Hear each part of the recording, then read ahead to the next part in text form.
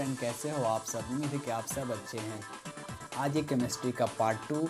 इससे पहले हम केमिस्ट्री में 1 से 40 तक वन लाइनर क्वेश्चन का डिस्कस कर चुका हूँ। आज हम 41 से शुरू करेंगे और 80 तक। ठीक है दोस्त, अगर वीडियो अच्छा लगेगा तो प्लीज़ एक लाइक, और इस चैनल पर नए हैं तो इस चैनल को सब्सक्राइब कर लें। ठीक है दोस्त, चलिए क्वेश्चन नंबर हम लोग 41 की तरफ आते हैं। कहता है कि RDX का पूरा नाम क्या है।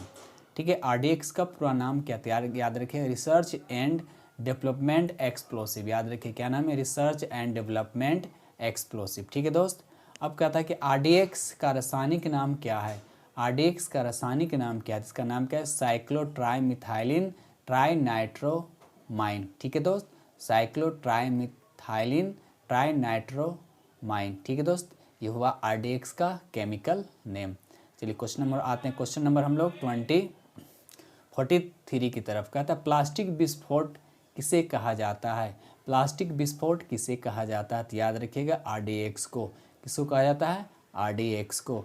उसके बाद कहता है गन पाउडर की खोज किसने किया था। गन पाउडर की खोज किसने किया था, तो याद रखिएगा प्यारे दोस्त, रोजर बेकन ने गन पाउडर की खोज किए थे। ठीक है, RDX को USA यानी यूनाइटेड स्टेट ऑफ अमेरिका में क्या कहा जाता है। RDX को USA में क्या कहा जाता है, मतलब किस नाम से जाना जाता है, तो याद रखिएगा साइक्लोनाइट। क्या कहते हैं, साइक्लोनाइट। उसी तरह से पूछ रहा है कि RDX को जर्मनी में क्या कहा जाता है, तो याद रखिएगा हेक्सोजन। क्या बोलते हैं, हेक्सोजन। उसी तरह से पूछेगा कि RDX को इटली में किस नाम से जाना जाता है, तो याद रखिएगा T4 के नाम से जाना जाता है। ये देखिए अलग अलग कंट्री में अलग अलग नाम से जाने जाते हैं, तो ये चीज़ आप लोग को याद रखने हैं। क्वेश्चन नंबर आते हैं 48 की तरफ। 48 कहता है कि RDX में तापमान और आग की गति को बढ़ाने के लिए उसमें किसका चूर्ण मिलाया जाता है। मतलब ये हुआ किसके स्पीड को बढ़ाने के लिए, मतलब RDX और भयानक हो और तेज़ी से इसमें विस्फोटक स्पीड बढ़ जाए, तो इसमें हम लोग क्या करते हैं, एल्युमिनियम का चूर्ण मिलाते हैं। किसका चूर्ण मिलाते हैं, तो एल्युमिनियम का। याद रखिएगा RDX की तापमान, उसकी गति की स्पीड को बढ़ाने के लिए और ख़तरनाक उसको विस्फोट बनाने के लिए उसमें एल्युमिनियम का चूर्ण मिला दिया जाता है।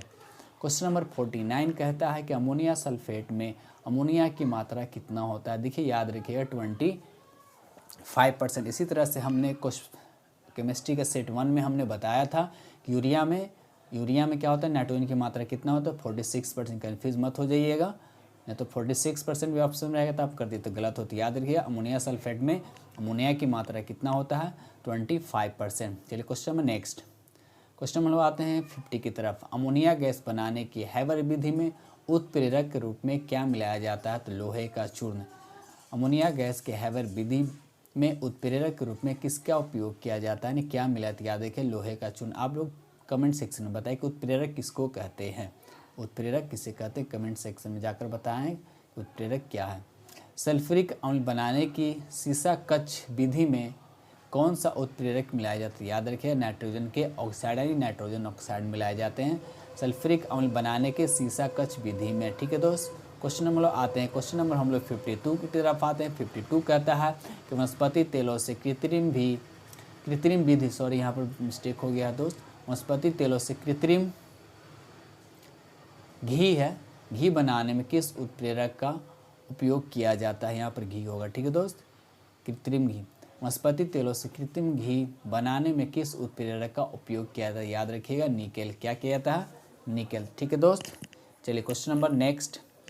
क्वेश्चन नंबर 53 कहता है उत्प्रेरक की खोज किसने किया था। उत्प्रेरक की खोज किसने किया था, तो याद रखिएगा बर्जिलियस ने उत्प्रेरक की खोज किया था।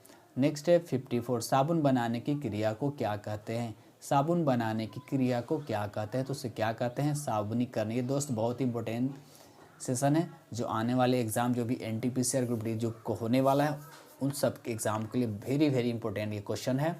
ठीक है दोस्त, चलिए क्वेश्चन नंबर 55 कहता है किस कांच का प्रयोग बुलेट प्रूफ जैकेट बनाने में किया जाता है। किस कांच का प्रयोग बुलेट प्रूफ जैकेट बनाने में किया जाता है, तो याद रखिएगा रेशेदार कांच का प्रयोग किया जाता है बुलेट प्रूफ जैकेट बनाने में किया जाता है। ठीक है, फोटोक्रोमेटिक कांच किसकी उपस्थिति के कारण धूप में स्वतः काला हो जाता है। फोटोक्रोमेटिक कांच किसकी उपस्थिति के कारण धूप में स्वतः काला हो जाता है, तो याद रखिएगा सिल्वर ब्रोमाइड, यानी सिल्वर ब्रोमाइड के कारण फोटोक्रोमेटिक कांच जो होता है वो धूप में क्या होता है, स्वयं क्या होता है, ब्लैक होता है, यानी काले हो जाते हैं। क्वेश्चन नंबर आते हैं 57 की तरफ।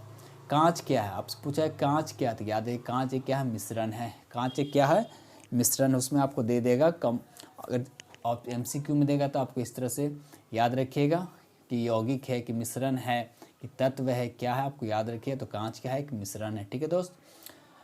उसके बाद क्वेश्चन 58 कहता है कि कैमरा दूरबीन के लेंस, कैमरा हो गया, दूरबीन के लेंस हो गया, और विद्युत बल्ब बनाने में किस कांच का उपयोग किया जाता है, तो याद रखिएगा फ्लिंट कांच।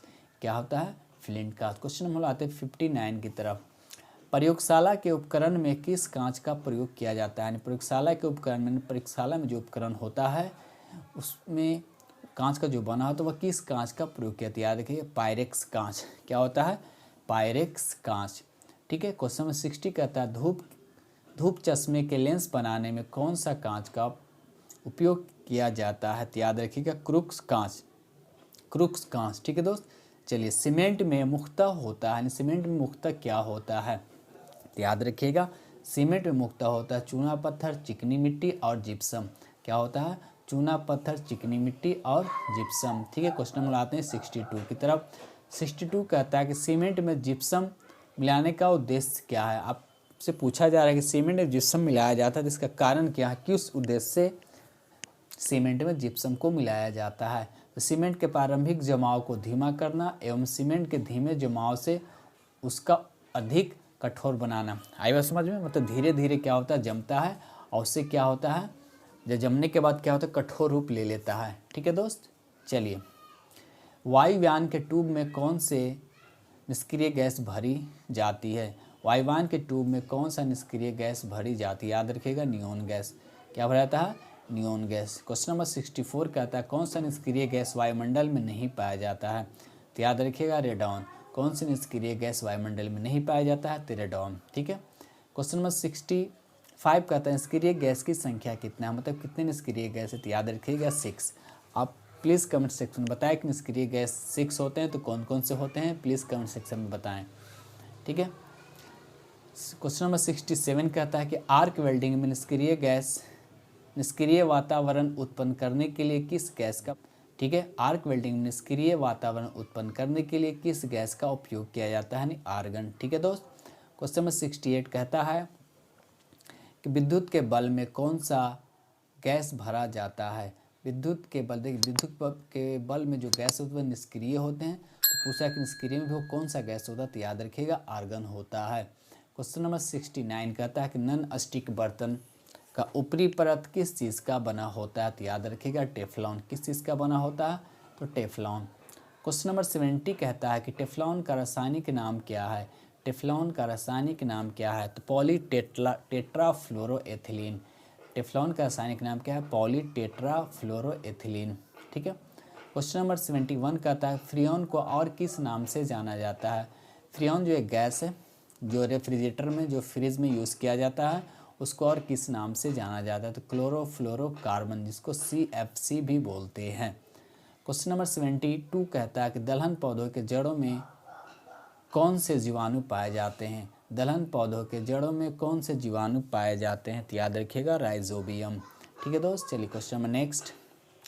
क्वेश्चन नंबर 73 कहता है कि सांद्र सल्फ्यूरिक अम्ल कितना प्रतिशत शुद्ध होता है, सांद्र सल्फ्यूरिक अम्ल कितना प्रतिशत शुद्ध होता है, 98%, 98%, यानी 98% क्या होता है, यह प्योर होता है, शुद्ध होता है। ऑक्सीजन के कितने समस्थानिक होते हैं, ऑक्सीजन के कितने समस्थानिक होते हैं, तो याद रखिए ऑक्सीजन के 3 समस्थानिक होते हैं। ठीक है दोस्त। चलिए क्वेश्चन नंबर 76 कहता है कि जल में अस्थायी कठोरता किसके कारण होती है, मतलब जल अस्थायी कठोरता होता है उसका कारण क्या है, तो याद रखिएगा कैल्शियम और मैग्नीशियम के बाइकार्बोनेट घुले रहने के कारण, कैल्शियम और मैग्नीशियम के बाइकार्बोनेट घुले रहने के कारण। जल की अस्थायी कठोरता किसके कारण होती है, देखिए यहाँ पर अस्थायी, यहाँ पर अस्थायी, इस चीज़ को ध्यान रखिएगा। तो कैल्शियम, देखिए कैल्शियम और मैग्नीशियम दोनों में है, बस फ़र्क है कि अस्थायी के लिए यहाँ पर क्या है, बाइकार्बोनेट है, और यहाँ पर क्या है कैल्शियम और मैग्नीशियम के सल्फेट कि क्लोराइड सल्फेट हो गया, क्लोराइड हो गया, नाइट्रेट आदि घुले रहने के कारण क्या होता है, अस्थायी कठोरता होता है। ठीक है दोस्त, चलिए क्वेश्चन नंबर 78 कहता है किसके द्वारा जल के अस्थायी और अस्थायी दोनों प्रकार की कठोरता दूर की जा सकती है। अब देखिए यहाँ पर अगर जल अस्थायी हो या अस्थायी हो तो उसको दूर करने के लिए किसका प्रयोग किया जाता है। तो याद रखिएगा सोडियम कार्बोनेट अगर डाल देंगे तो अस्थायी और अस्थायी दोनों प्रकार की कठोरता क्या हो जाएगा, दूर किया जा सकता है किसमें, जल को। ठीक है, क्वेश्चन नंबर 79 कहता है कि भारी जल कितने डिग्री सेंटीग्रेड पर जमता है। भारी जल जो होता है D2O, जिसका केमिकल फार्मूला होता है D2O, तो भारी जल कितने डिग्री सेंटीग्रेड पर जमता है। तो याद रखिएगा 3.8 degree Celsius, 3.8 degree Celsius. Question number 80 कहता है हाइड्रोजन के कितने समस्थानिक होते हैं। हाइड्रोजन के कितने समस्थानिक होते हैं। तो याद रखिएगा 3, कितना होता है 3। ठीक है दोस्त, तो ये रहा दोस्त, हमने आप लोगों के साथ ये 41 लाइनर केमिस्ट्री से रिलेटेड हमने क्वेश्चन आप लोगों के साथ डिस्कस किया हूँ। और अगर वीडियो अच्छा लगा हो तो प्लीज़ एक लाइक, अगर इस चैनल पे जो दोस्त अगर नए हैं तो प्लीज़ इस चैनल को सब्सक्राइब कर लें और बेल आइकन को प्रेस करना नहीं भूलें। ठीक है दोस्त, इसी के साथ हम वीडियो को ऑफ करते हैं, मिलते हैं नेक्स्ट वीडियो में, तब तक के लिए जय हिंद, जय भारत।